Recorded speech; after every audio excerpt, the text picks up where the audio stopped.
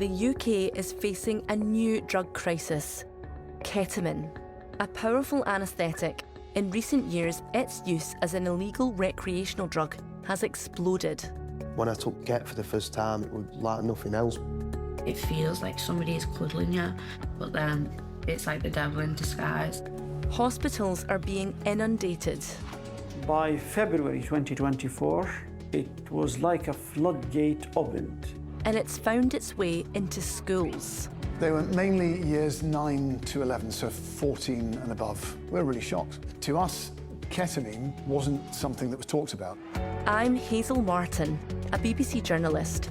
Last year, I made a very personal film about the harm alcohol had done to my body. Now, I want to explore the damage ketamine is doing to a new generation. I've worked in healthcare for 25 years. I have never seen something so destructive in all of my time.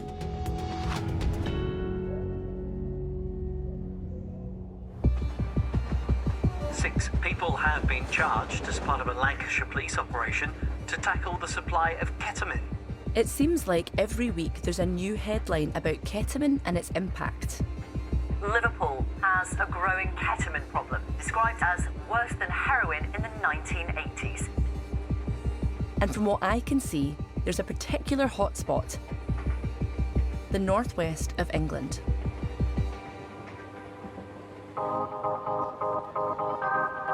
I've come to one of the UK's biggest summer festivals, just outside Manchester.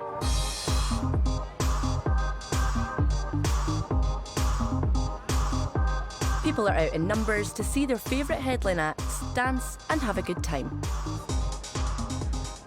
Do you think you'll see many drugs about this weekend? People doing drugs at festivals, that's just is how it's always been. What kind of drugs do you think you'll see the most of? Ketamine. Ketamine? Ket is quite a big one. Like horse tranquilizer, right? I think ketamine has become more of a craze, but I don't understand why. The festival says it operates a zero-tolerance policy to drug taking on site. People are searched before they come in. Some drugs are seized or voluntarily handed into amnesty bins. Since 2013, a charity called The Loop has been testing drugs at festivals to find out what's in circulation. Talk to me a bit about what you've been testing today. We're receiving samples in potentially from the medics, from Amnesty, from gate seizure, and when we're testing hundreds of samples in a weekend, that gives us a really broad picture of what is on the drugs market within the region. We have a really wide range of different samples. We'll have cocaine, MDMA. This is a bag of ketamine. There's about 2 grams in there. So this is potentially an amount that a person might bring in for their own supply. Have you noticed any rise in popularity in that drug? Across all the events that I've been working at, we've seen over the years just this incremental increase in the popularity of ketamine each year. And now we're at a point where, yeah, we would be 3 out of 10 or 4 out of 10 samples is absolutely unsurprising to us as a regular ratio. It's estimated there are almost 270,000 ketamine users in England and Wales. And since 2013, ketamine use in 16 to 24-year-olds has increased a massive 231%. Ketamine is used medically as a quick-acting general anaesthetic and painkiller. It began being used recreationally in the UK in the late 1990s. I'm meeting a leading criminologist who's been studying club drug trends for the past 30 years. Ketamine, from your perspective, do you have any insight into why just suddenly this craze seems to have happened? Partly it'll be about access and price.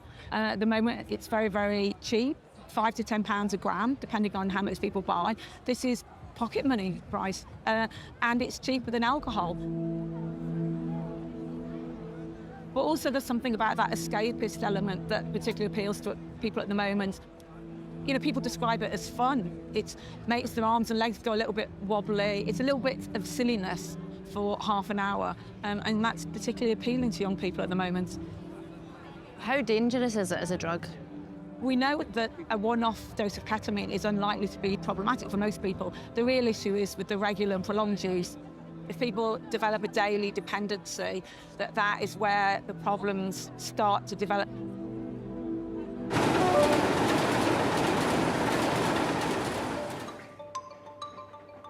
I'm travelling to just outside Liverpool, to one of the busiest A&E departments in the northwest, to find out what prolonged use of ketamine can do to your body.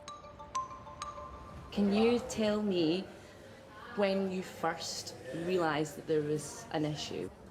So I think it was probably around 2023, but we started seeing a lot more younger people come in with severe abdominal pain, problems passing urine, blood in their urine.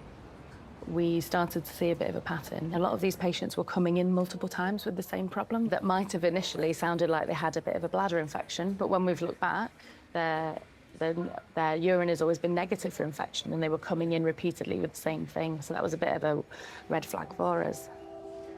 We've always known people have used ketamine, but I suppose we weren't really aware as a group of medical professionals of the exact problems that could happen with ketamine and the bladder issues that could come about. With their A&E facing a surge of young patients with severe bladder problems, last year the hospital trust decided to act. So I've labeled here that we have taken a urine sample from the nephrostomy. We just need to send it so that we can make sure that there is no infection. Thank you. Consultant urologist Ahmed Omar set up a new direct referral to his clinic to help treat ketamine users. By February 2024, it was like a floodgate opened and a huge gush of ketamine patients started. And this is where the true magnitude of the problem became obvious to me, because the stream of the referral became constant. Sometimes I received 4, 5, 6 per week. Today, Mr. Omar is checking on one of his patients. The lining of her bladder was so severely inflamed that it shrunk to a point of being unusable. She needed major surgery to drain urine directly from her kidneys. It's hoped if there's sufficient improvement, the bags can be removed.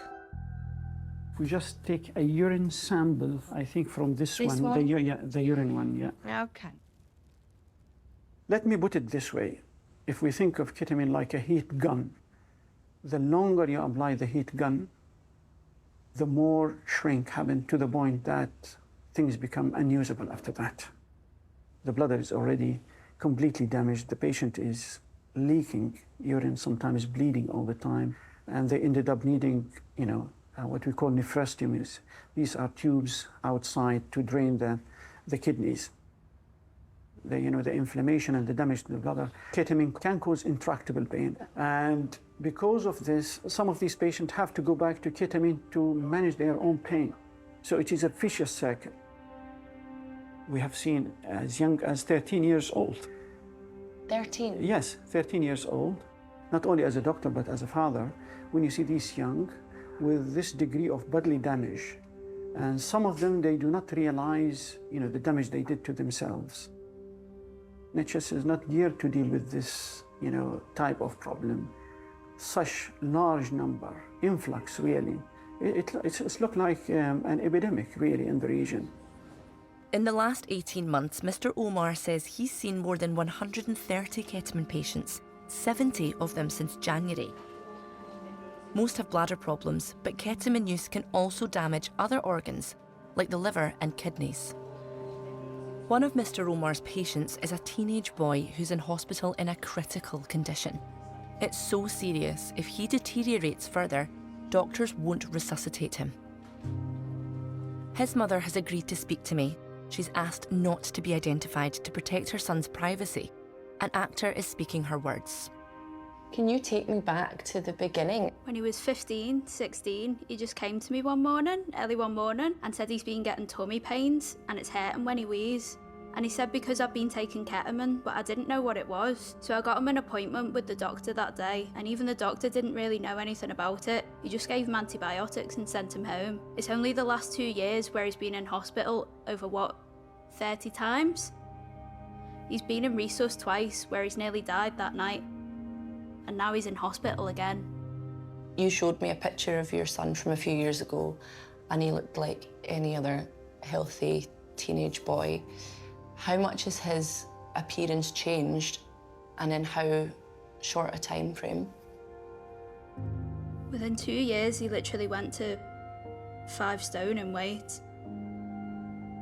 He couldn't walk properly. His kidneys, both of his kidneys, failed. His liver's damaged, his bladder's damaged, every single organ's damaged now. They said if his heart stops, they wouldn't resuscitate him. They wouldn't bring him back, because it would do him more harm than good, they said. I can't quite believe what I've just heard. In just 4 years of taking this drug, a boy has gone from a healthy teenager to near death. And he is just one of many patients who have come through this clinic. I want to understand why people turn to ketamine and stick with it, despite the harm it can cause. Take a look at this study. It was conducted by academics from the University of Exeter and University College London. It was published in April this year, and it's one of the first major surveys in Britain of people who use ketamine to excess. And the findings are surprising. There are several reasons cited for using this drug, including dissociation and psychedelic effects. But surprisingly, over half said that they turned to the drug for self-medication, and when they tried to stop, many said that they experienced severe withdrawal symptoms like cravings, low mood, and anxiety. What's interesting to me about this is that many people seem to be turning to ketamine to deal with underlying mental health issues, but they're then becoming reliant on it. I'm travelling to the Wirral, to the Birchwood Detox and Rehab facility, part of the Kaleidoscope House charity. I'm here to meet 30-year-old Nicole, who's currently in treatment. Her care is funded through her local authority. Where did this all start for you? When did you first start taking Ket? It was the 6th of November in 2021. I just remember my friends having some Ket, and I took it and I was like, wow, this is it. Like, this is my drug. And this is my release, a saviour. And what do you think that the appeal was for you? I've suffered massively through my whole life with mental health. Yeah, the childhood was bad. I was first diagnosed with depression when I was 14. Taking ketamine helped so much. It really did. The disassociation, the strip of reality, the just sitting there with the warm, fuzzy feeling. It feels like somebody is cuddling you, but then it's like the devil in disguise. Like, it was all it was doing was numbing me and taking me somewhere else. You know, I still had to come back to reality and deal with reality. It doesn't last forever. At her peak, Nicole says she was using 14 grams of ketamine a day. Her kidneys were failing, and her doctors told her she might die. And they were just like, you just need to stop taking ketamine. And I'm like, but I need help to stop doing that. I just felt like a bomb ready to explode, and the ketamine was just relaxing me, but then it was also, it just ruined me at the same time. Do you ever think, I wish I'd never found it? Yeah. Yeah. I feel like I'm in jail just being in my own body. I just want to check in and ask if you're okay, because that's a lot.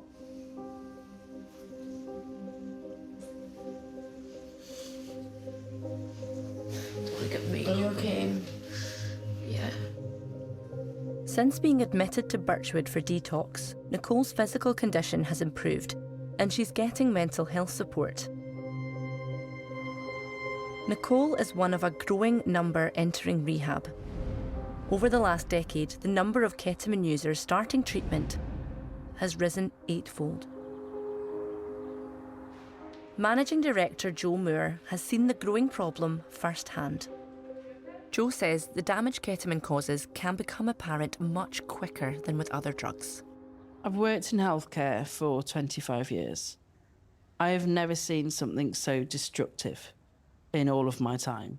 The heroin users can have used for 30 years and they don't have anything like these physical health, mental health conditions that we see with our ketamine clients in a very short period of time. So I think for me, we see ketamine as a totally different entity that we need to focus on because it's on its own par. There is nothing that I've seen that is likened to it. In the aftermath of COVID, Jo began noticing a surge in ketamine referrals linked to mental health. When we do look at COVID, a lot of people look back at that time and say, actually, it was very, very difficult. They were very lonely, very isolated, and they started to have this anxiety and depression creep up. And because it wasn't dealt with at the time, it's become a kind of way of life for them. And with that lack of support available, the lack of assessments, they've reached out to ketamine. They found it on a night out. It made them feel a certain way and they enjoyed it at the time. And then they continue to have to use to get through that, to be able to function in life. And it is, as we say, complete escapism from reality now. How much behind the curve are we in understanding ketamine and its impacts? We're really behind. We're not ready because there are not the assessment tools in place. We're so behind that it's going to hit us. It's going to get worse. I'm beginning to see why people use ketamine, how they can become dependent on it, and the difficulties that they can have getting clean. But what I don't understand is how is it so easily accessible? I'm in Manchester to meet an academic and drug policy consultant who's been researching the use of illegal drugs. Dr. Josh Torrance realised there was a huge lack of data on the pricing of ketamine. To fill the gap, he began analysing what was on social media apps. I think there's a few drivers to kind of this ketamine bubble that we've seen since about 2022. I'd say probably the most significant reason that we're seeing so much ketamine now is price. Life is expensive. The price of everything's gone up. Fuel, food, beer in pubs, but ketamine's cheap. I was collecting data for a period of about 18 months. When I started, a kilo of ketamine was £8,000, right? And I watched the price of a kilo of ketamine tumble down to about £4,000, and it's been at around £2,000 for a kilo of ketamine for a little over a year now. A kilo of cocaine is currently more than 10 times this price, at around £21,000. So tell me, what are the main ways that people are buying drugs? I think there's been a transition recently to people buying drugs via apps. It's quite easy now to search through a plethora of different apps, certain keywords, certain areas. Online drug dealers often use social media apps like Instagram, WhatsApp and Snapchat. So if I go, say for example, like if I was to search Ket, Glasgow, Sure. to see what comes up. I have no doubt there'll be plenty of people coming up. Accounts, dozens of accounts. Wow. So you could go from, not knowing anyone, searching on a social media app, to arranging someone coming to your house within the hour. One of the most sophisticated drug markets online is via the social media app Telegram. Telegram is an app that's kind of favoured by quite a lot of dealers, particularly dealers who send drugs through the mail, because they will have layers of encryption between their accounts and their device. So you could order a kilo of ketamine at a time, and it will sometimes turn up the day after you've ordered it in the mail. So you get, pictures of the product. Yeah. Reviews. Yes, yeah. It's like a market, Yeah. it's Yeah, like yeah, Amazon. Yeah, oh yes, yeah, it's the Amazon drugs, yeah. On Telegram, sellers provide lists of products that buyers can browse, shopping around for the best deal. So you can see this guy, he'll do you a gram for £15, which is a little bit over market rate, but then he'll sell you up to 2,000 grams at a time. 2,000 grams, and then that works out at £3.25 a gram. Yeah. And that is so brazen. Like, there are dozens and dozens and dozens of accounts here selling all different types of stuff. But this is the interesting thing about kind of buying drugs in the modern era. You know, you used to kind of have to know a guy, or you'd get referred by someone who knew the guy and you'd have to go meet the guy and be introduced. Now it's kind of available to anyone with access to the internet. The government says it urges all tech companies to continue removing any content that could encourage the sale of illegal drugs online. This is vital to save more lives. We wrote to Meta, which owns Instagram and WhatsApp. It declined to provide a formal statement but says users of WhatsApp can't search for or advertise groups in the way they can on public-facing platforms. Telegram says it has greatly reduced illegal content by blocking search terms related to illegal activity. It also says that to potentially encounter illegal content on Telegram, a user would have to be personally introduced to it by one of their contacts. Snapchat says their guidelines prohibit promoting criminal activity like buying or selling illegal drugs. It says it uses technology to shut down dealers and work with police to take appropriate action. With ketamine being so cheap and available, how can children be protected? I'm visiting one head teacher who in 2021 discovered a ketamine problem in his school. When did you first notice that there was an issue with ketamine and what happened? So it was part of coming out of the lockdowns that lots of schools were dealing with a rise in challenging behaviour, more distress, more anger, more trauma. And we noticed that there were some young people who were presenting in school in a particular way in terms of their behaviour. They were mainly years 9 to 11, so 14 and above. It's things like a reluctance to attend class, difficulty settling in friendship groups, difficulty accessing the curriculum. Their caginess, their reluctance to engage with things led us to ask certain questions, and that's what led us down the track that revealed that a very small number of children were using ketamine. And what's your reaction to finding out that that's happening? We're really shocked, because to us, ketamine wasn't something that was talked about. So there wasn't a knowledge base out there, and we had to find that and put it together ourselves. Do you think, was this an issue in your school only? When it started, that was the first thought I had, and I thought, God, this is terrible. We're going to be seen as a druggy school. So, yes, we were worried that it was just us, but it turned out not to be.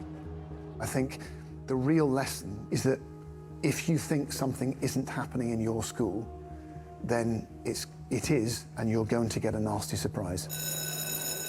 Rather than excluding children with drug issues, Ben decided to research ketamine and establish a team at the school to offer support and therapy.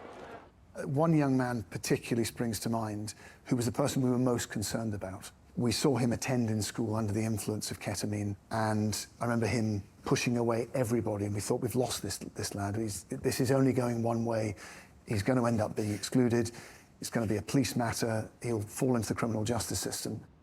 But in the end, he was supported because we had an adult sitting with that child, coaching them, asking them questions, listening to them a lot. And after he left, he attended our awards ceremony and got his GCSE certificates. It was wonderful to see him.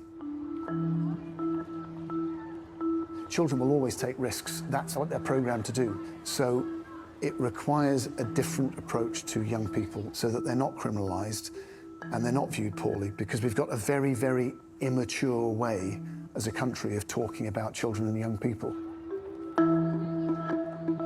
It's interesting that Ben's approach to tackling the ketamine problem in his school is to try to ensure young people aren't criminalised.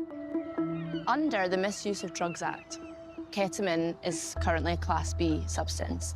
It carries a prison sentence of up to 5 years for possession and 14 years for supply. But earlier this year, the government set up a committee to advise on whether it should be recategorised to a Class A substance, which would mean tougher penalties for possession and up to life imprisonment for supply. But would it work? Would it really reduce ketamine use, especially amongst younger people? Across the UK, there are support groups for people with drug and alcohol problems, like AA or Narcotics Anonymous, but there aren't many specifically for ketamine. In Stockport, not far from Ben's school, a group of young former users decided to establish their own support network at the Acorn Recovery Project. This group What's the kind of story behind it? How have you all found each other? I went into my first rehab in 2021. There was nothing around for Ket back then. This time round, I was going, you know, to the AA, CA and NA meetings, and I just weren't getting the identification that I feel like I needed to feel understood and to move forward and to educate myself, I suppose, around ketamine and just feel that connection. So we had a few conversations here with staff, and we said, let's set one up, let's set a PLS-specific ketamine group up. And how have you all found it to have people, you know, same age as you, in the same situation to speak to and support? Yeah, so I think they're really good, because like I said, I was going to the NA meetings and wasn't picking anything up from them. So by going to the ketamine meetings, it was comfortable because I could talk about stuff that I wouldn't talk about, like incontinence, or it's more personal, these meetings. One of the things that the government is looking to do is to reclassify it to a Class A. Do you think that would make a difference? No. No, I don't. I think there's a lot of time being wasted with this argument about Class A and B. Even if it did get made to a Class A, how many people, does anyone in here know that said they weren't going to sell cocaine because it's a Class A, or they're not going to take it? Because I've never come across that. I think the amount of time and energy that's being put into this debate and trying to get stuff done about it could be being put into, you know, educating kids in schools and to getting people clean and rehabilitated. I almost feel like it's our responsibility to be that pioneer, to show people it is possible to get through the other side of a ketamine addiction. I managed to get myself into rehab, and I look forward to life, and I want to make a difference for other people now.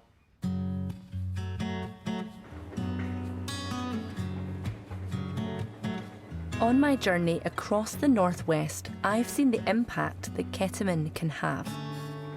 And this isn't just a problem here, it's across the whole of the UK.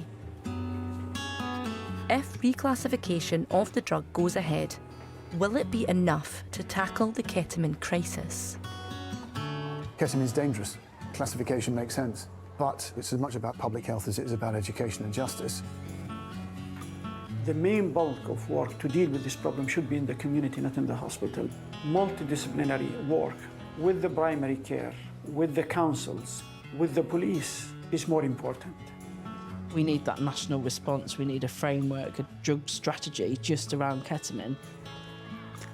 I'm shocked to see so many young people struggling with ketamine and the devastating, life-altering impact that this drug is having on them. But I've been struck by the people who have direct experience of the damage that ketamine can do, who have really strong opinions about how to tackle the issue. They're telling me that it's vital that Britain turns the tide, and that if nothing is done, that the ketamine crisis will get worse and worse and worse.